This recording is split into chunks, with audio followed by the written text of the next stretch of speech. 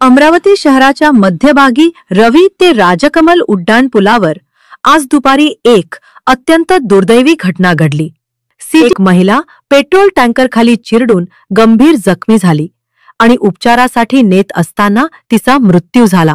ही संपूर्ण घटना शहर प्रशासनाच्या हलगर्जीपणाचे जिवंत उदाहरण बनली आहे। MS17C9008 या क्रमांकाच्या दुचाकीवरून निघालेल्या वर्षा काळंगे वय 52 राहणार अर्जुन नगर या उड्डाण पुलावरून जात असताना MS57BX 7359 क्रमांकाच्या भारत गॅस पेट्रोल टँकरने त्यांना चिरडले।